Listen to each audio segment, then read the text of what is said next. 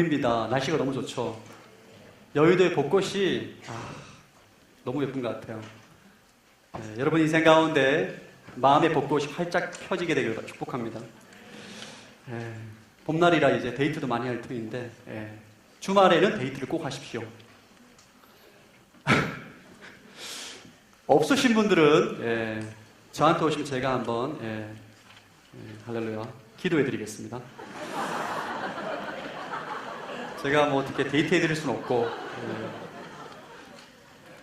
오늘 본문은 로마 군대에 나오는 백부장 이야기입니다. 여러분 이 본문 잘 알고 계시죠? 굉장히 큰 믿음, 예수님을 놀래킨 예수님께서 이 백부장을 보고 깜짝 놀랍니다. 와, 내가 이스라엘에서 이렇게 큰 믿음을 본 적이 없다 라고 고백한 하나님의 사람, 그 믿음을 칭찬하는 내용입니다. 첫 번째 좀 나누고 싶은 주제는 믿음을 평가하시는 예수님이라는 주제로 한번 좀 나누기를 원합니다. 우리 먼저 9절 말씀 한번 자막을 통해서 9절 말씀 한번 읽어보겠습니다. 시작.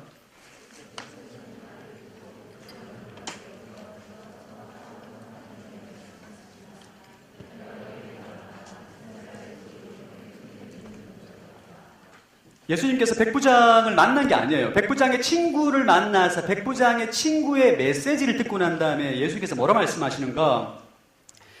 이스라엘에서도 이렇게 큰 믿음을 가진 사람이 내가 본 적이 없다.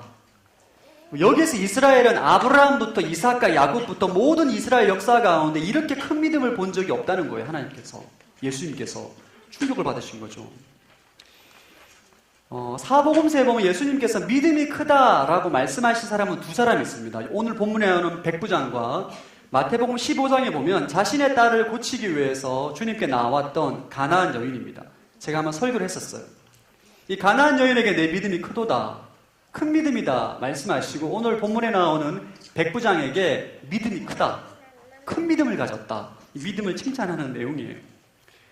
우리가 여기에서 이 누가복음 7장 본문 백부장 이 말씀에서 중요하게 발견한 사실 한 가지가 있어요. 뭐냐면 예수님께서 우리의 믿음을 평가하신다는 거예요. 예수님은 저와 여러분의 믿음을 보시고 그 믿음을 평가하십니다. 믿으십니까? 우리의 믿음을 평가하신다는 거예요. 마태복음 6장 30절에 보면 주님께서 이렇게 말합니다.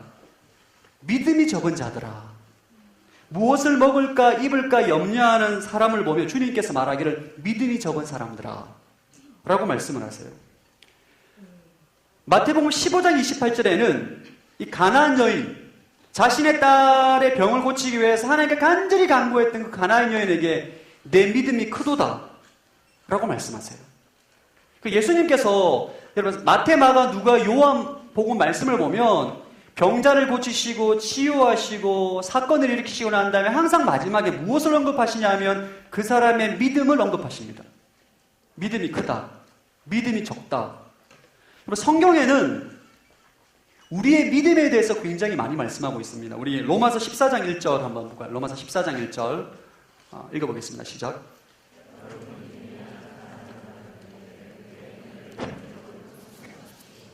믿음이 약한 사람들이 있다는 거예요, 여러분. 성경에서 말하는 믿음이 약한 사람이 있다. 예수님께서는 믿음이 크다, 믿음이 적다. 로마서에서는 믿음이 약하다. 골로새서 2장 5절에는 이렇게 말합니다. 읽어보겠습니다. 골로새서 2장 5절 시작.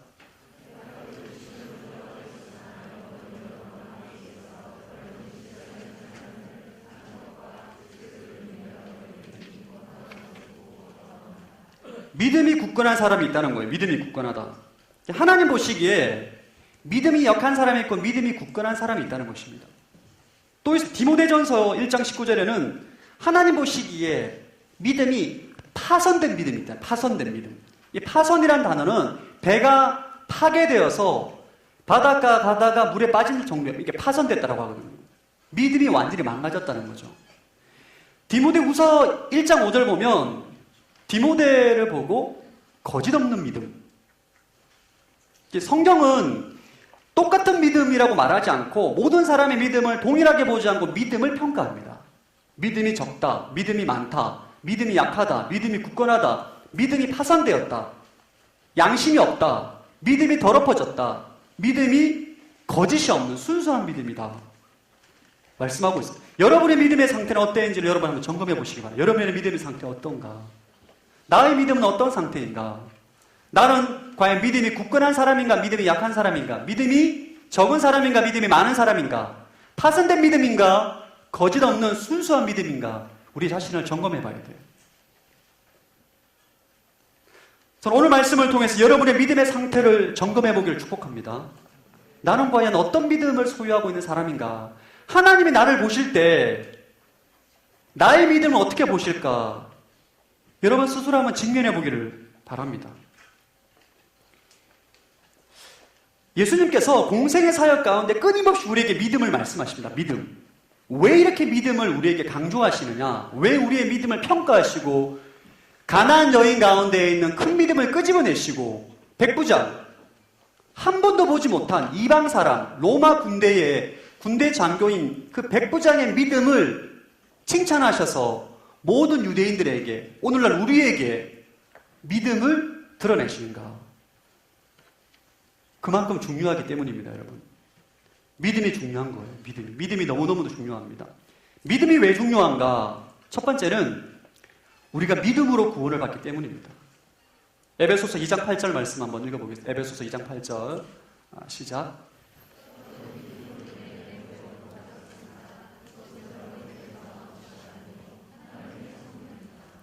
여러분이 구원을 받아서 하나님의 자녀가 된 거죠. 이것은 믿음으로 가능한 것입니다. 믿음으로. 우리의 노력과 행위와 우리의 열심을 통해서 구원받은 것이 아니라 믿음으로 하나님과의 죄로 인해 단절되었던 관계가 회복이 되고 하나님 우리 아버지가 되고 우리가 하나님의 자녀가 되는 거죠. 이게 믿음 때문입니다. 믿음 때문에 하나님과의 관계가 회복된 거예요. 두 번째는 믿음이 은혜의 통로이기 때문입니다. 여러분이 하나님으로부터 받는 모든 은혜는 믿음으로 받는 거예요. 믿음으로. 하나님의 자녀로서 누릴 수 있는 권세와 풍성한 은혜는 믿음으로 받는 거예요. 여러분이 믿음이 없으면 하나님의 은혜를 받지 못한다는 거예요. 제가 예전에 한번 이거 비유를 말씀드렸어요. 여러분의 집에 있는 싱크대에 물이 나오기 위해서는 여러분 집 앞에 있는 서울시가 만든 상수도관과 여러분 싱크대에 있는 파이프가 연결이 되어야만 서울시에서 정말 맛있게 만든 아리수가 우리 집 싱크대에 나오는 거예요. 할렐루야. 제가 토목공학과 전공입니다. 잘 알고 있어요. 상수도, 하수도 제 전공입니다. 그래서 네, 토목기스 1급이에요. 마찬가지로 우리가 하늘의 생수, 하늘의 보화, 하늘의 은혜를 공급받기 위해서는 하나님이 만드신 하늘의 생수가 흐르는 하늘의 상수도가 안에 믿음의 파이프가 연결이 되어 있어요. 그 믿음의 파이프를 통해서 우리가 병고침과 치유와 회복과 기적과 표적이 우리 삶 가운데 열매 맺게 되는 거예요. 여러분, 믿음이 아니고서는 절대로 하나님의 은혜를 공급받을 수가 없습니다. 저를 한번 따라 하시기 바랍니다. 믿음이 은혜의 통로이다. 믿음의 파이프를 하나님께 연결해야 돼요. 그래야만 하나님의 은혜가 우리 인생 가운데 나타나게 되는 것입니다. 저를 한번 따라해 주시고, 믿음은 신앙의 반석이다. 믿음은 신앙의 기초예요. 믿음이 없이는 하나님 만날 수도 없고 구원받을 수도 없고 풍성한 은혜를 누릴 수도 없고 하나님의 뜻과 계획도 알 수 없습니다. 믿음이 중요하기 때문에 예수님께서는 계속 우리에게 믿음을 지적하시는 거예요. 내 믿음이 작다. 내 믿음이 크다. 내 믿음이 연약하다. 내 믿음은 파손되었다. 내 믿음은 거짓 없는 순수한 믿음이다. 우리의 믿음을 정확하게 평가하시고 마귀가 죄를 지적하는 것이 아니라 예수님께서 우리의 믿음을 지적하시는 거예요. 너의 믿음의 현주소를 알라. 전 여러분들이 여러분의 믿음의 상태를 깨닫게 되길 바랍니다. 우리가 우리 자신의 믿음을 알아야 돼요. 두 번째 좀 나누고 싶은 주제는 믿음이란 무엇인가? 라는 주제를 좀 나누고 싶습니다. 여러분, 백부장의 믿음은 예수님을 놀래킨 믿음이에요.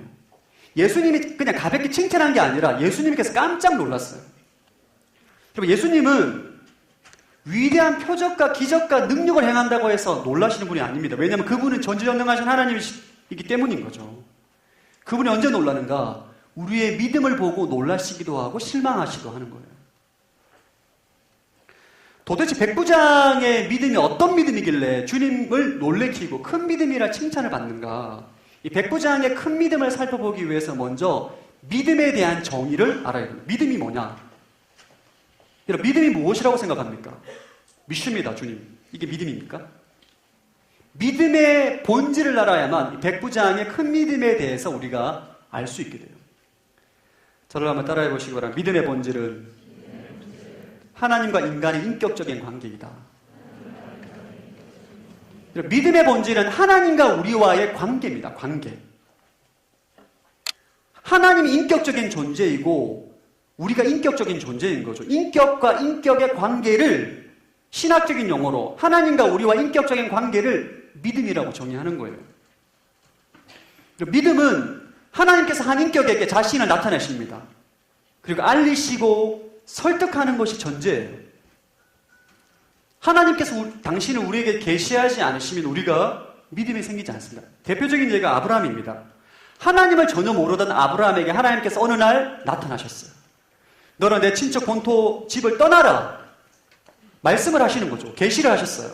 그 말씀을 듣고 아브라함이 고향 땅을 떠납니다. 그때까지만 하더라도 아브라함의 믿음이 좋은 게 아니에요. 그냥 절대적인 초월적인 존재가 나타나서 그의 음성을 듣고 순종한 거죠. 그 마음 안에 믿음이 있지만 믿음이 견고한 믿음이 아닌 거예요.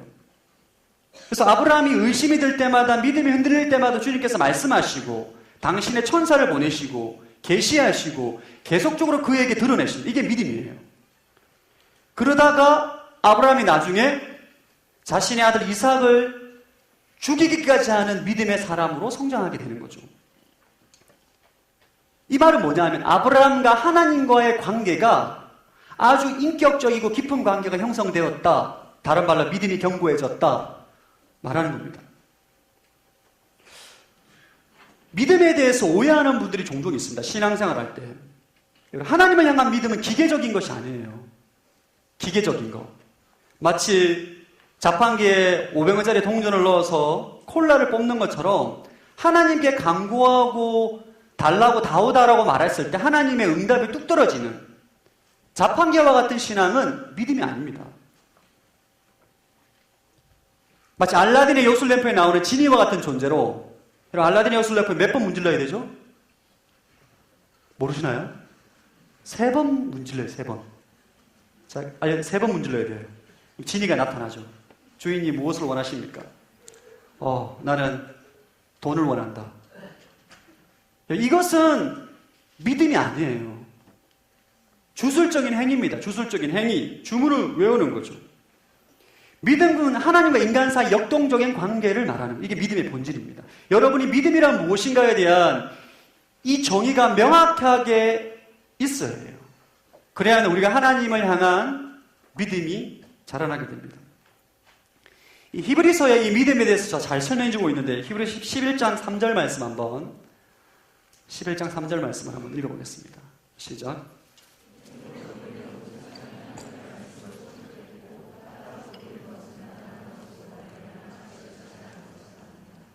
예, 히브리서에서 하나님이 세상을 창조하실 때 말씀으로 창조했다. 조금 전에 읽었던 말씀을 기록하고 있어요. 말은 인격적인 존재가 하는 의사소통입니다. 소나 돼지와 말이 말하지 않아요. 말을 한다는 것은 인격적인 존재라는 거예요. 하나님 말씀을 창조하신 인격적인 존재다. 우리 한 사람 한 사람 인격을 가지고 있듯이 하나님도 인격을 가지고 있다.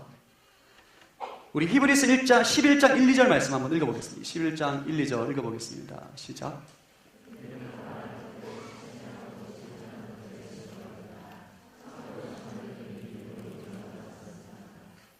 예, 믿음은 바라는 것들의 실제며 보지 못하는 것들의 증거다. 이것은 뭐냐 하면 모든 결과는 이 땅에 나오는 모든 결과는 하나님의 뜻과 의지의 결과이라는 것을 말하는 거예요. 우리가 믿음을 가지고 하나님께 나아갔을 때 하나님께서 하시겠다고 작정하고 의도하면 그것이 결과로 나타난다는 거예요. 할렐루야. 좀 어렵나요? 따라서 믿음은 자기 암시가 아니다. 하나님은 질서와 법칙과 힘 같은 것이 아닙니다. 요즘 뭐 뉴에이지 운동이나 뭐 기운동 같은 거 보면 어떤 절대적인 힘, 기 이런 것들을 이용해서 무엇인가 자신이 원하는 것을 이루고자 하는 것, 이거는 믿음이 아니에요. 자기 암시가 아닌 거죠. 믿습니다 한다고 해서 우리가 하나님을 향한 믿음이 자라지 않는다는 거예요. 하나님을 향한 믿음은 인격적인 존재의 인격적인 관계가 깊어지는 것이 바로 믿음이 깊어지는 것입니다. 되게 신앙생활 하다 보면 기복신앙이라는 것이 있습니다. 하나님께 간절히 기도하고 간구하고 소원하면 하나님께서 응답하신다는 그 말씀, 구절에 있는 것들만 강조해서 복만 구하는 것은 이거 어떻게 보면 우상숭배입니다. 우상숭배. 주술적인, 그냥 뭐 계속 무한정 반복하는 거 있죠. 다오. 이것은 믿음이 아니에요. 믿음은 하나님의 선하신 뜻과 계획을 알며 그 뜻대로 행하는 것이 바로 믿음입니다. 믿음에 대해서 조금 더 우리가 좀 나누기를 원하는데, 믿음의 본질은 하나님과 우리와 인격적인 관계라고 말씀을 드렸죠. 또 믿음을 좀 더 이해하기 위해서는 믿음에는 두 가지 요소가 있습니다. 믿음에는 선물과 책임이라는 요소가 있어요. 선물과 책임. 믿음에 있는 선물은 뭐냐면 믿음의 기원이 하나님께 있다는 거예요. 하나님께서 우리에게 믿음을 줬다는 거예요. 선물로. 여러분이 하나님을 믿고 예수 그리스도를 구주로 영접하는 것은 여러분의 노력과 여러분의 열심과 여러분의 선택이 아니라는 거예요. 하나님께서 여러분에게 믿음을 주신 결과로 예수님을 믿게 된 거예요. 우리 다시 한번 에베소서 2장 8절 9절 말씀을 한번 읽어보겠습니다. 시작.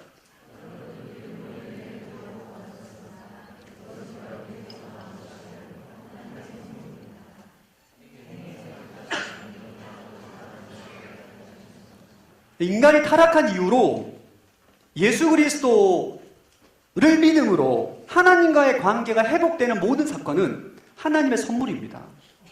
여러분 믿으십니까? 여러분이 지금 하나님을 아버지라 부르고 내가 하나님의 자녀라고 말하고 예수 그리스도가 나의 구주라고 고백하는 것은 하나님의 선물이에요. 선물.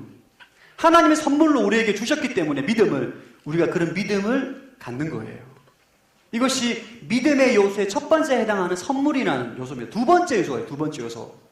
책임입니다. 책임. 믿음에 대한 책임이 있어요. 뭐냐면 하나님께서 나에게 주신 이 믿음에 대한 선물을 받은 그것에 대한 나의 반응, 인간의 반응이 바로 책임이라는 거예요. 우리가 지금 오늘 다루고자 하는 이 부분이 바로 이 책임에 해당되는 부분입니다. 여러분 하나님에 대한 인간의 반응이 있어야 됩니다. 여러분 연애할 때 연인에게 선물을 주었을 때 아무런 반응하지 않으면 기분이 어때요? 제가 너무 어려운 거 물어봤나요? 반응이 있어야 돼요. 좋다 싫다 별로 안 좋다 반응이 있어야 돼요. 하나님께서 우리에게 선물로 믿음을 주셨기 때문에 하나님의 자녀로 삼았기 때문에 하나님의 선물에 우리가 인격적으로 반응하는 것, 이것이 믿음의 두 번째 요소입니다. 우리가 주로 다루는 믿음의 요소는 이 책임에 해당되는 부분이에요. 책임. 오늘 본문에 보면 백부장의 믿음을 칭찬하는 거죠. 하나님의 은혜로 백부장은 예수 그리스도를 믿게 된 거죠. 예수님을 믿게 되었는데 이 믿음도 하나님께서 먼저 선물로 주신 거예요. 주셨는데 다른 사람에게도 그 선물을 주셨는데 그냥 평이한 반응을 보였는데 이 백부장은 예수님이 깜짝 놀라는 반응을 한 거예요. 이 책임에 해당되는 부분에 이런 반응을 내가 처음 본다. 내가 수많은 사람들에게 믿음을 선물로 주었는데 백부장은 놀라운 반응을 한다는 거예요. 믿음의 증거가 드러난다는 거예요. 큰 믿음에 해당되는 인간적인 반응과 행동이 나타난다는 것을 오늘 본문에서 말하고 있는 거예요. 그것이 무엇인지 한번 좀 살펴보기로 원합니다. 백부장이 오늘 주님께서 큰 믿음이라 칭찬했거든요.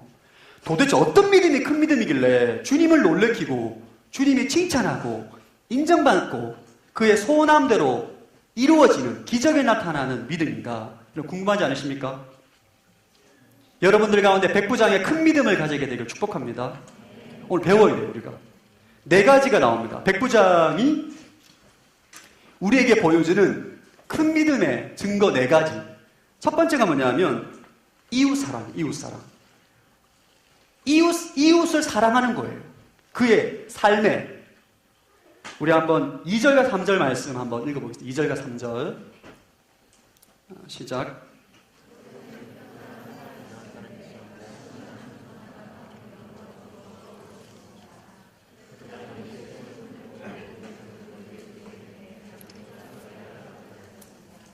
이 절에 백부장의 네모칸을 쳐주시고 자기 종을 낫게 해달라고 부탁했습니다. 줄 읽어주시기 바랍니다. 이 백부장이 예수님께 은혜를 구한 이유가 자신의 질병과 가족의 질병 때문이 아닙니다. 그가 예수님께 간절히 구한 이유는 그가 신임하는 종이 있는데 그 종이 중풍병에 의해서 마태복음에 보면 중풍병이라 나오는데 거의 죽어가고 있었어요. 이때 유대 장로에게 부탁을 해서 예수님에게 병을 고쳐달라라고 부탁을 합니다. 여러분 사복음서를 보면 자신의 질병과 가족의 질병과 친구의 질병으로 인해서 예수님께 병을 고쳐달라고 말하는 본문은 여러 나옵니다. 중풍병자의 친구들로 나오고 가나안 여인 딸이 나오고 여러 인물이 나오는데 종을 살려달라고 예수님께 간절히 간구하는 사람은 오늘 본문에 나오는 백부장이 유일합니다. 이 시대에 보면 이 시대에 나오는 종의 개념을 우리가 이해하기가 어려워요. 종은 여러분 주인의 소유입니다. 여러분 영화 글래디에이터 보셨나요? 글래디에이터? 제가 엄청 좋아하는 영화입니다. 저는 주로 그런 영화 좋아해요. 굉장히 좀 철학적인 메시지가 있죠. 악한 일을 하면 죽는다 이런 거. 글래디에이터 검투사가 싸우다가 칼에 맞아 죽었을 때 어느 누구도 그 시대 인권을 말하지 않습니다, 여러분. 로마 시민들이 인권을 말하거나 너무 잔인하다, 너무 처참하다 말하지 않아요. 왜냐하면 그 시대에는 종은 인간이 아니기 때문이에요. 그러니까 소와 돼지와 말처럼 그 주인의 소유에 불과할 뿐이에요. 검투사가 비참하게 목이 잘려 죽었다고 해서 어느 인권 단체에서 정부에 항소를 하고 비판하는 일이 없습니다. 그 시대의 종의 실체예요. 근데 이 백부장은 미천한 종을 살리기 위해서 예수님께 유대 장로를 보냅니다. 본인이 직접 가는 것보다 유대 장로들에게 부탁을 해서 힘들게 좀 강구하는 거예요. 뿐만 아닙니다. 우리 4절과 5절 한번 읽어보겠습니다. 4절과 5절 시작.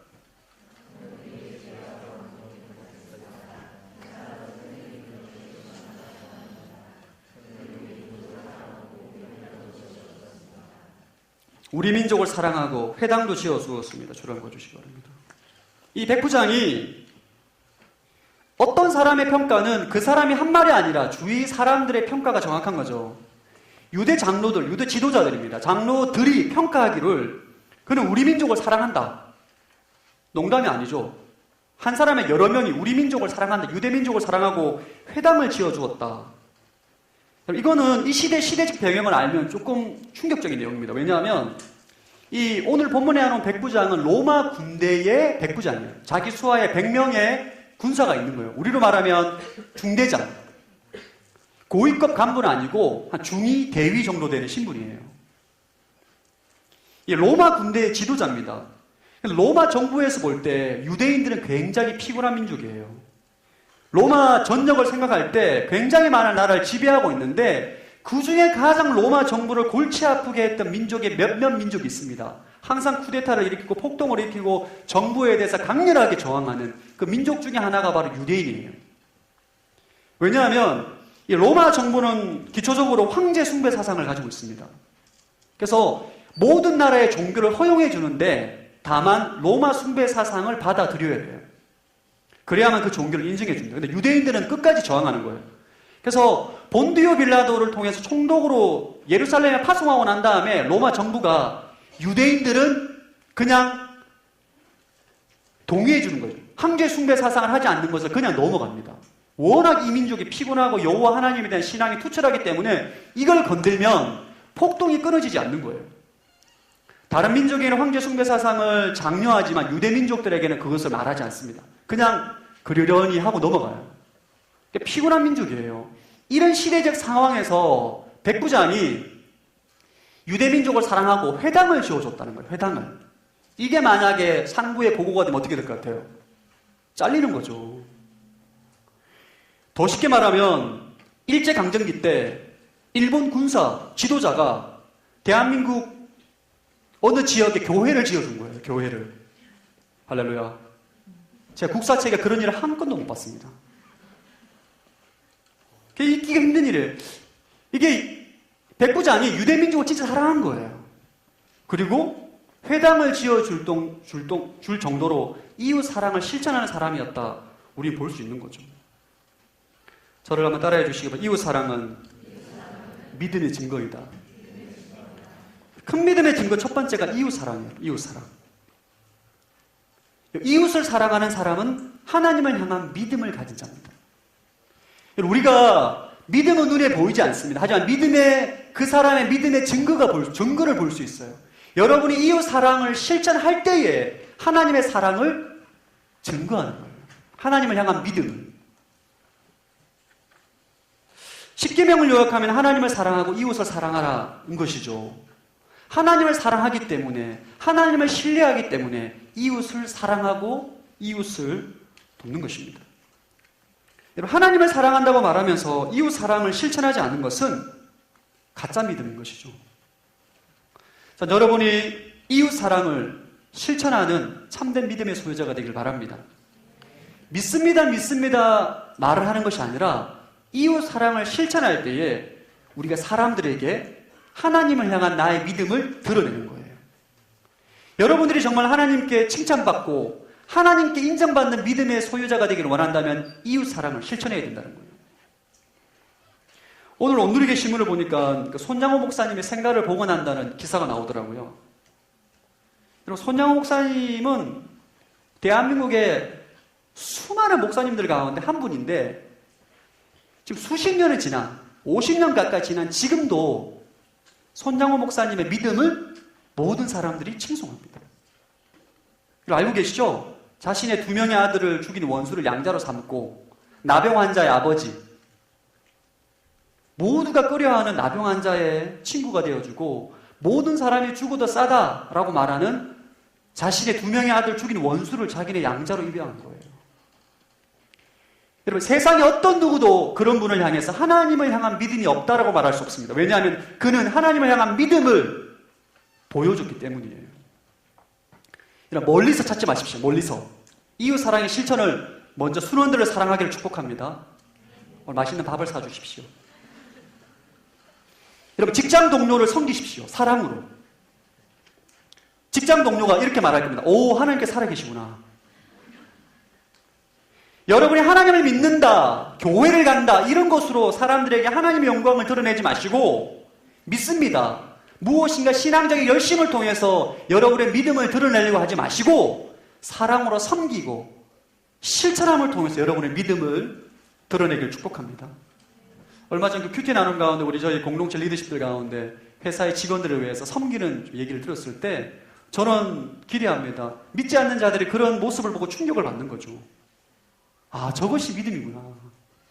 여러분 직장 동료 여러분이 열심히 교회 가서 무언가 열심히 교회 행사한다고 해서 감동받지 않습니다. 그가 하나님의 사람이라고 말하지 않고 그냥 교회 열심히 간다라고 말해요. 여러분들이 이웃 사랑을 실천할 때 아, 그는 믿음의 사람이다 라고 인정하는 거예요. 여러분들 가운데 그러한 믿음의 증거가 나타나길 축복합니다. 두 번째 백부장이 보여줬던 이 큰 믿음의 증거는 겸손함입니다. 겸손함. 우리 3절 말씀 한번 읽어볼까요? 3절 시작.